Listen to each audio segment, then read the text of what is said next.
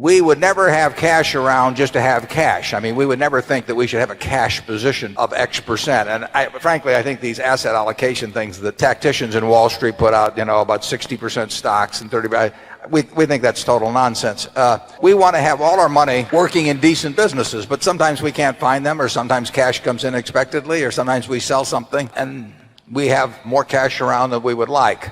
And more cash around than we would like means that we have 10 or 15 cents around. We want money employed, but we'll never employ it, just employ it. And you will find us quite unhappy over time if cash just keeps building up. And I think one way or another we'll find ways to use it. You may have trouble believing this, but Charlie and I never have an opinion about the market because it wouldn't be any good and it might interfere with the opinions we have that are good. If we're right about a business, if we think a business is attractive, it would be very foolish for us to not take action on that because we thought something about what the market was going to do or anything of that sort, because we just don't know. And to give up something that you do know and that is profitable for something that you don't know and won't know because of that, it doesn't make any sense to us, and it doesn't really make any difference to us. There's nothing magic. We like to put a lot of money in things that we feel strongly about. And that gets back to the diversification question.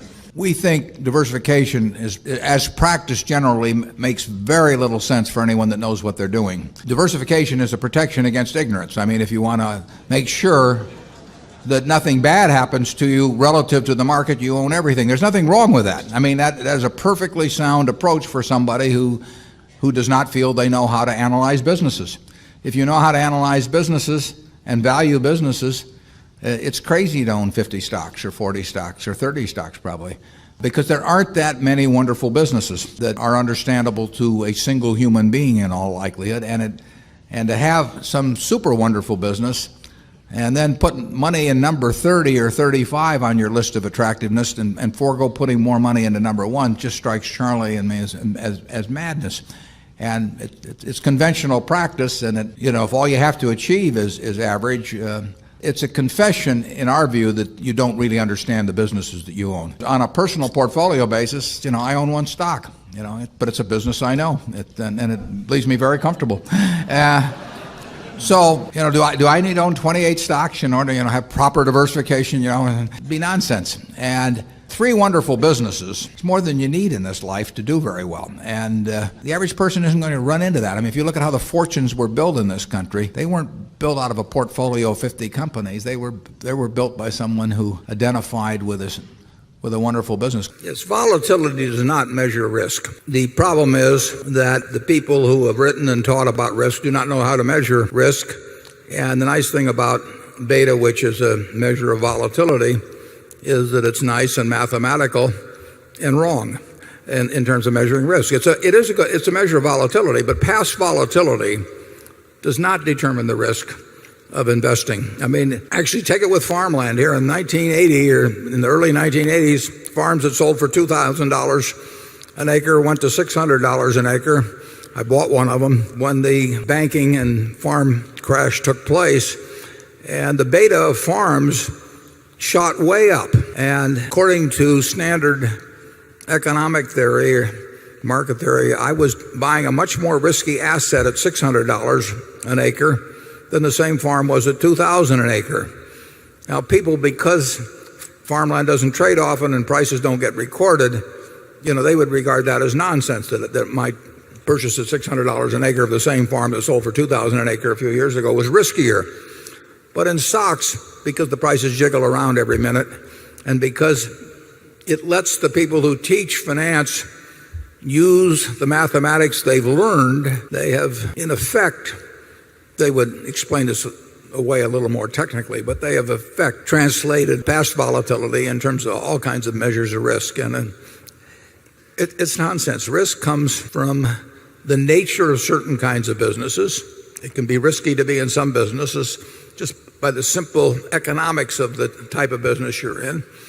And it comes from not knowing what you're doing. It is, if you understand the economics of the business in which you are engaged, and you know the people with whom you're doing business, and you know the price you pay and is sensible, you don't run any real risk. And I don't think Charlie and I, at Berkshire, I don't think we've ever had permanent loss in marketable securities that was, what, 1% maybe? 0.5% of net worth. I made a terrible mistake in buying Dexter Shoe, which cost us significantly more than 1% of net worth, where I bought an entire business then. But I was wrong about the business. It had nothing to do with the volatility of shoe prices or leather or anything else. It just was wrong. But in terms of marketable securities, I cannot recall a case where we've lost that. I mean, we've done a lot of things in securities that had a very high beta. We've done a lot of things in securities that had a low beta. It just, the whole development of volatility as a measure of risk, we've never found a way for it to be useful to us. It's a temperamental quality, not an intellectual quality. You don't need tons of IQ in this business. I mean, you have to have enough IQ to get from here to downtown Omaha, but you do not have to be able to play three-dimensional chess or be in the top leagues in terms of bridge playing or something of the sort. You need a stable personality. You need a temperament that neither derives great pleasure from being with the crowd or against the crowd, because this is not a business where you take polls. It's a business where you think. And Ben Graham would say that you're not right or wrong because 1,000 people agree with you. And you're not right or wrong because 1,000 people disagree with you. You're right because your facts and your reasoning are right. By far the best investment you can make is in yourself. I mean, for example, communication skills. I tell the students, they're going to graduate schools and business, and they're learning all these complicated formulas and all that. If they just learn to communicate better, and both in writing and in person, they increase their value at least 50%. You can't communicate, somebody says, it's like winking at a girl in the dark. Nothing happens, basically. And you have to be able to get forth your ideas. And that's relatively easy. I did it myself with the Dale Carnegie course. Some people wish I'd taken a shorter course now in terms of my talking later on. But it's just hugely important. And if you invest in yourself, nobody can take it away from you. I mean, if I gave you a car and it'd be the only car you get in the rest of your life, you'd take care of it like you can't believe. Any scratch, you'd fix that moment. You'd read the owner's manual. You'd keep a garage and do all these things. And you get exactly one mind and one body in this world. And you can't start taking care of it when you're 50. By that time, you'll have rusted out if you haven't done anything. So you should really make sure that you just remember that you just got one mind and body to get through life with and to do the most with it. Yeah, we think the best way to minimize risk is to think. And the idea that you have, you say, I've got 60% in stocks and 40% in bonds, and then have a big announcement, now we're moving it to 65-35 as some strategists or whatever they call them in Wall Street do. I mean, that has to be pure nonsense. I mean, 60-40 or 65-30, it just doesn't make any sense. I mean, what you ought to do is have your default position is always short-term instruments, and whenever you see anything intelligent to do, you should do it, and you shouldn't be trying to match up with some goal like that. I found it entertaining. I was just reading yesterday an article, I think it was, about the two fellows at Google and all of the problems they're going to have because they're each going to get a few $1 billion. And I mean, I want to send a sympathy card. I almost went down a Hallmark store because this article went on. They've got this terrible problem and that terrible problem, and they're going to need lawyers and they're going to need financial lawyers. They don't need anybody. Those guys are smarter than the people that are coming to them, and they do not have a big problem. And they're very capable of thinking it through themselves. The people that have the problem are the people who want to sell their services to them and are going to have to convince them that they have a problem. But so much of what you see when you talk about asset allocation or something, it's just merchandising. It's a way to make you think that if you don't know how to determine whether it should be 60-40 or 65-35, that you need these people.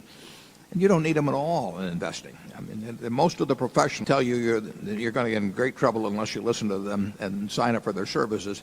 They're good at selling, but what my former brother-in-law that worked at the stockyards used to say was that people would bring in cattle or something, and I'd say to them, how do you get the farmer to employ you to sell the Swift or Armour or Cudahy instead of the guy right next to you? I mean, it's a cow is a cow, and Armour's going to buy it the same way. And he gave me this disgusted look, and he said, Warren, it's not how you sell them, it's how you tell them. Well, there's a lot of that in Wall Street. Desire of people to gamble, and they gamble in stocks, incidentally, too. Day trading, I would say, very often came very close to gambling as defined. But people like to gamble. I mean, it's if the Super Bowl is on, or even, well, better yet, if a terribly boring football game is on, but you don't have anything to do, you're sitting there with somebody else, you're probably going to enjoy the game more if you bet a few bucks on it one way or the other. The human propensity to gamble is huge. Now, when it was legalized only pretty much in Nevada, you had to go to some distance or break some laws to do any serious gambling. But as the states learned to, what a great source of revenue it was, they gradually made it easier and easier and easier for people to gamble. And believe me, the easier it's made, the more people will gamble. I mean, my children are here, and 40 years ago, I bought a slot machine and I put it up on our third floor. And I could give my kids any allowance they wanted as long as it was in dimes. I mean, I had it all back by nightfall. I thought it would be a good lesson for them. And now, they weren't going to Las Vegas to do it, but believe me, when it was on the third floor, they could find it, and my payout ratio was terrible too, but that's the kind of father I was. The gambling, people are always going to want to do it. And for that reason, I particularly think that to quite an extent, gambling is a tax on ignorance. I mean, if you want to tax the ignorant, people who will do things with the odds against them, you just put it in, and guys like me don't have to pay taxes. And I really don't. I find it kind of socially revolting when a government preys on the weaknesses of its citizenry rather than acts to serve them. And believe me, when a government sticks, But I've really said that growth and value, they're indistinguishable. They're part of the same equation. Or really, growth is part of the value equation. Our position is that there is no such thing as growth stocks or value stocks, the way Wall Street generally portrays them as being contrasting asset classes. Growth usually is a positive for value, but only when it means that by adding capital now, you add more cash availability later on at a rate that's considerably higher than the current rate of interest. So we calculate into any business we buy what we expect to have happen in terms of the cash that's going to come out of it or the cash that's going to go into it. So if you tell me that you own a business that's going to grow to the sky, and isn't that wonderful, I don't know whether it's wonderful or not until I know what the economics are of that growth, how much you have to put in today and how much you will reap from putting that in today later on. And the classic case again is the airline business. The airline business has been a growth business ever since that Orville took off, but the growth has been the worst thing that happened to it. It's been great for the American public, but the growth has been a curse in the airline business because more and more capital has been put into the business at inadequate returns. Now, growth is wonderful at See's Candy because it requires relatively little incremental investment to sell more pounds of candy. So it's growth, and I've discussed this in some of the annual reports, growth is a part of the equation, but anybody that tells you ought to have your money in growth stocks or value stocks really does not understand investing. Other than that, they're terrific people. But, the real point is that we're trying to put out capital now to get more capital, or money, we're trying to put out cash now to get more cash back later on. And if you do that, the business grows, obviously. And you can call that value or you can call it growth, but they're not two different categories. And I just cringe when I hear people talk about now it's time to move from growth stocks to value stocks or something like that, because it just doesn't make any sense. In general terms, unless you find the prices of a great company really offensive, if you feel you've identified it, and by definition, a great company is one that's going to remain great for 30 years. If it's going to be a great company for 3 years, it ain't a great company. I mean, so you really want to go along with the idea of something that if you were going to take a trip for 20 years, you wouldn't feel bad leaving the money in with no orders with your broker and no power of attorney or anything, and you just go on the trip and you come back and it's going to be a terribly strong company. I think it's better just to own them. I mean, we could attempt to buy and sell some of the things that we own that we think are fine businesses, but they're too hard to find. We found See's Candy in 1972, where we find here and there we get the opportunity to do something, but they're too hard to find. So to sit there and hope that you buy them in the throes of some panic, that you sort of take the attitude of a mortician, waiting for a flu epidemic or something. I mean, I'm not sure will be a great technique, but that's a lot to count on.